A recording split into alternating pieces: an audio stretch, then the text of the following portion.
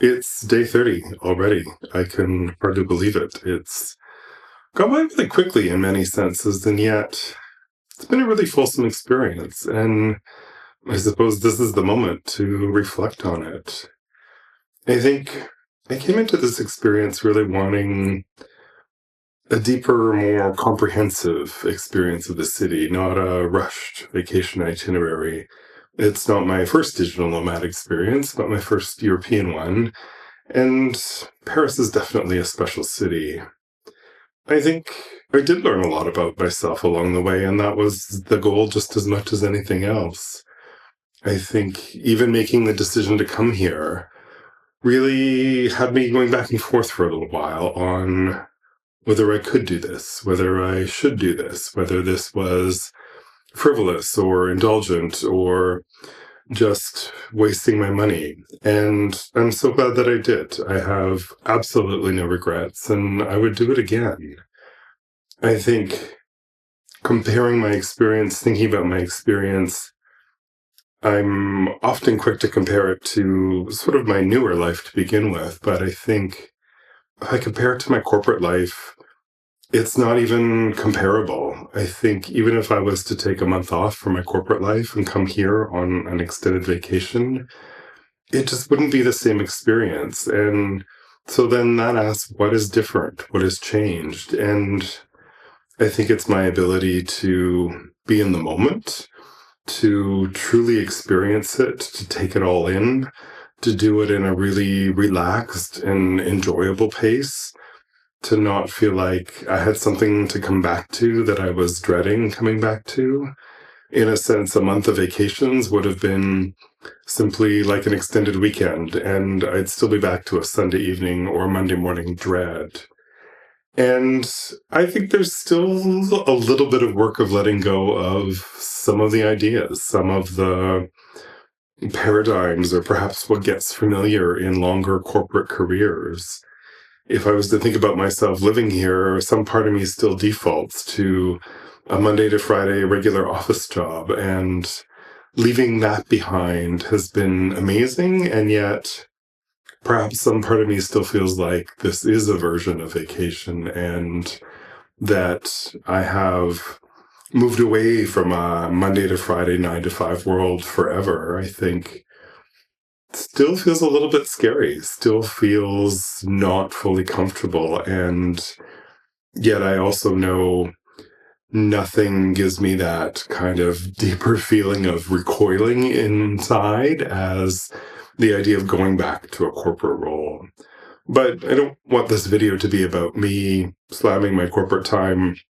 I can do that in another video, or, you know, more appropriately, just reflect on what this has been all about. And it has been expansive. It has been a chance to be in a different headspace. It's been a chance for incredible inspiration. And that inspiration has come not only from the places that I expected it to, and some of the amazing pieces of artwork, the beautiful scenery. Nobody can do a store window quite like the Parisians, but it's just as often been in the really fantastic parks here and spending time in nature. And I've enjoyed my local suburbs every bit as much as I've enjoyed kind of the main arrondissement of Paris. And there is a certain familiarity here, and I've enjoyed that. I've enjoyed my routine here, and that will be hard to leave behind. But it was also an experience of stretching myself, of creating the groundlessness that I've talked about, of not having my familiar routines, not having all of the patterns and the go-tos that are there. And it's been uncomfortable at times, but it's also been really great for my growth. I realized the places where if I'm procrastinating, or if I'm maybe feeling a little bit anxious about something, I know what I do at home. I can recognize those patterns because I'm not able to do it here. And that gives me a chance to come back and look at things a little bit differently, and know when I'm engaged in work that's going well for me, or if I'm engaged in work where I don't feel as confident and some part of me is procrastinating or Some part of me is wanting to go deep into the research rather than simply trying something because I may not do it perfectly the first time. And that expansiveness I've really appreciated. I think that ability to choose to go into a place where you do have to learn it all again, or many things again. You have to figure out what it's like to ride the metro, to go shopping, to figure out what streets connect to what, to understand small local quirks around. In France, for the most part, most grocery stores are only open till about midday on Sunday, and then they're closed. And there is a great sense of politeness and um, uh, gentleness, I would say, in the French culture. Nobody speaks too loud or is particularly brash. It is a very reserved culture in some ways. And yet I have found the French to be very warm and very caring, actually. It probably helps that I speak French, that I've been able to somewhat blend in while I'm here, and I've appreciated that. And I think it is one step further on continuing to solidify and to make the choices that sometimes feel a bit risky, that um, it really represents, hopefully, the work that I can continue to do and believe in and show and role model potentially for others around throwing away the map that we were given. The map may have served us up until now, but for so many of us, the map is no longer serving us. The map is no longer granting the happiness or satisfaction or meaningfulness that we thought it would. All of the work around growing careers and establishing ourselves, building wealth, all important, but perhaps have a shorter, finite lifespan than we thought that they did. And this becomes the time when we can make different choices. And I recognize how scary sometimes those choices are. And yet I would also say, I think simply creating the space for them, letting them evolve, and perhaps more than anything else, creating space for possibility. I think it's up to us to determine what is expansive for us, what feels aligned for us, and letting sometimes the process happen as the process is going to happen. We may not know how everything's going to fall into place, but I think as long as we're moving towards and have some level of trust that we'll get there, it's amazing the way that journey can happen and how one thing will build on another. And suddenly the path is illuminated, but we may not be able to see the full path at the beginning when it's still just an idea. I think that piece of possibility is so important because I think there's just way too many people in soul-sucking jobs, in relationships that are stagnant, are in just a phase of life where it feels incredibly routine, and that feels like decades of routineness rather than a week of routineness. And I think people are looking for more than just to break out, to be distracted, for new and novelty. I think that is a part of it, but I also think it is doing things that fill us up. And I absolutely would say this is an experience that has filled me up. It has recharged me. It has inspired me. It has allowed me to be present. And that's something that I can then take forward and share with others. It is sharing it out with you on this video, but it's also the ability to, again, really be present with people that I coach, really create that space and start to be aware of the layers that may sit underneath what somebody is saying. And it is that listening for deep understanding rather than listening on how to respond. And I think we can only do that when we come to a place when we're getting enough in our life that fills us up, that gives us that energy, that gets us out of bed in the morning and has us excited to explore the next day.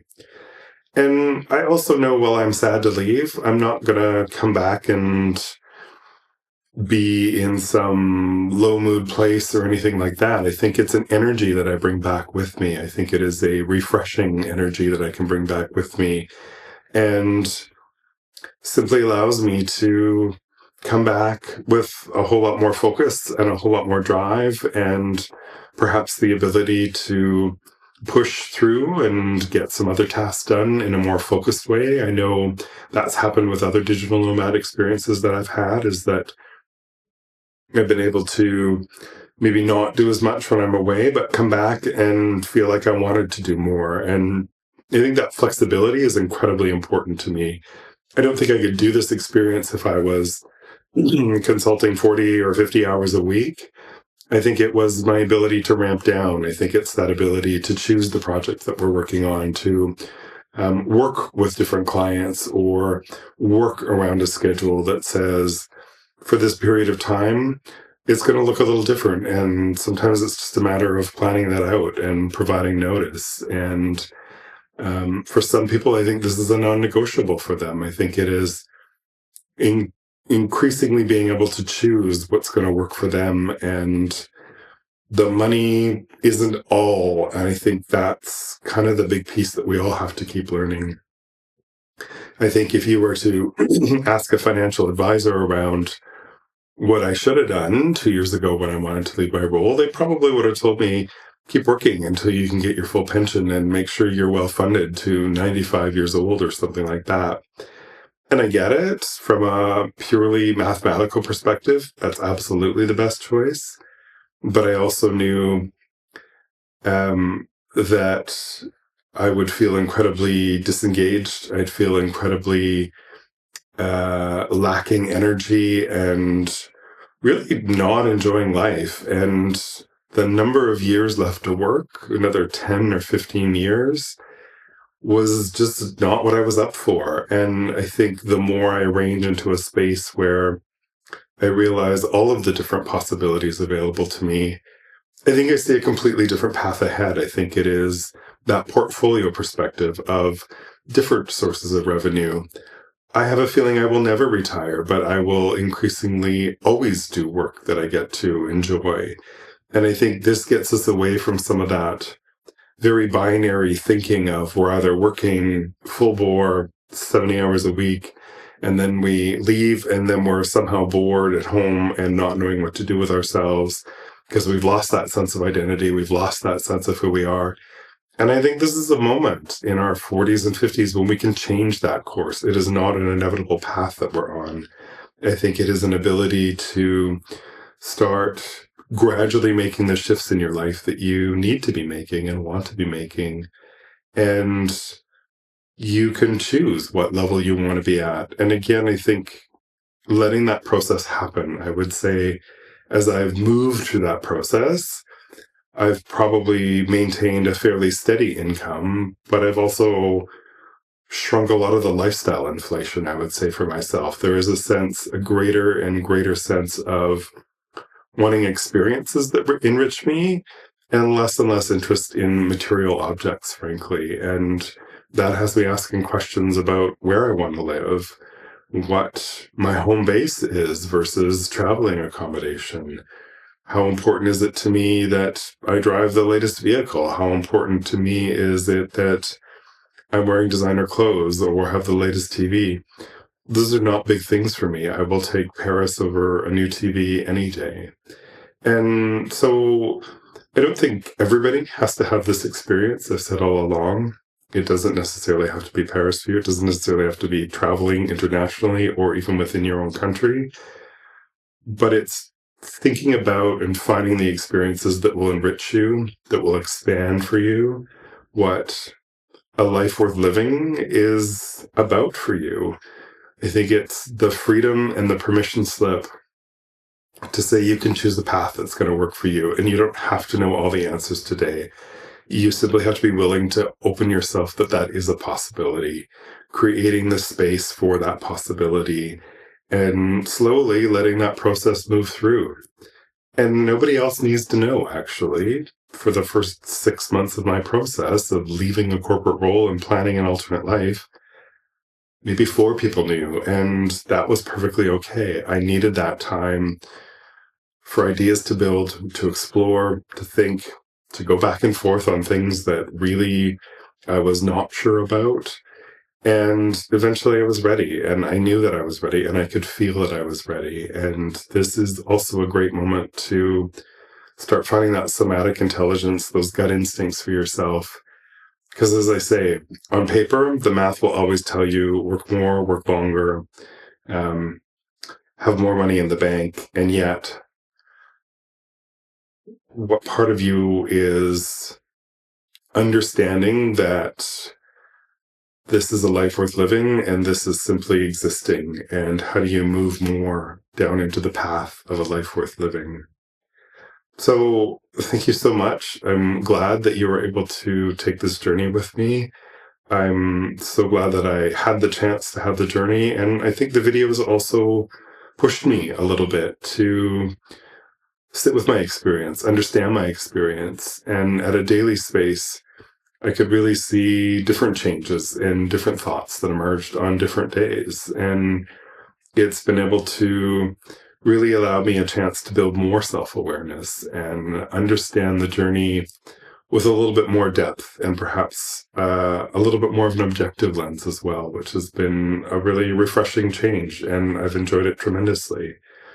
I'm sure this is not my last trip. Certainly there will be more videos. You will see those published on the channel, of course.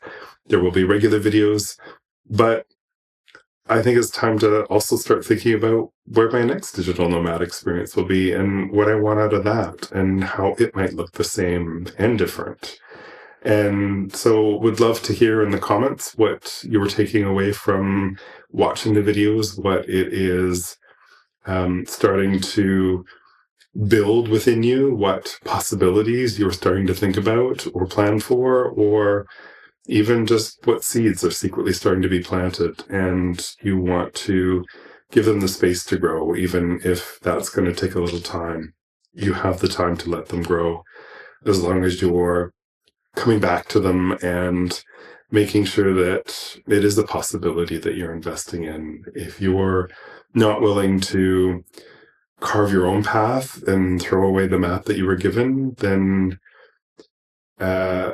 you can expect more of the same. And I think it's only when you're willing to find the courage and find the conviction that you are worthy of taking this journey.